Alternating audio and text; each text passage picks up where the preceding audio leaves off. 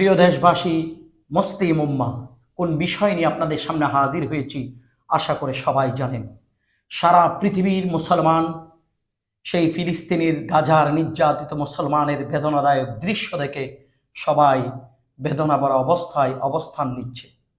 সারা বাংলাদেশে ফিলিস্তিনের জমিন থেকে যেই কর্মসূচি ঘোষণা দিয়েছেন ফিলিস্তিনের মুসলমানের পক্ষ থেকে, সারা পৃথিবীর মুসলমান একযোগে আগামীকালকে আন্দোলন করে বিশ্ববাসীকে দেখিয়ে দিবে ফিলিস্তিনির একা নয়, সারা পৃথিবীর মুসলমান তাদের পক্ষে আছে। তার সাথে একাত্মতা পোষণ করে আগামীকাল সকাল 10টায় কক্সবাজার পর্যটন রাজধানী কক্সবাজার শহীদ মিনার চত্বরে কক্সবাজারের সর্বস্তরের মুসলিম জনতার ব্যবস্থাপনায় গাজার নির্যাতিত মুসলমানের পক্ষে কাঁধে কাঁধ মিলিয়ে কক্সবাজারের সর্বস্তরের মুসলমান একসাথে হয়ে আন্দোলনের সূচনা তৈরি করব ইনশাআল্লাহ।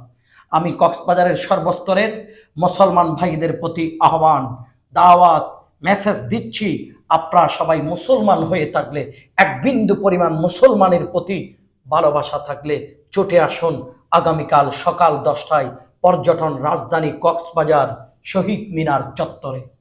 আসসালামু আলাইকুম রহমতুল্লাহ।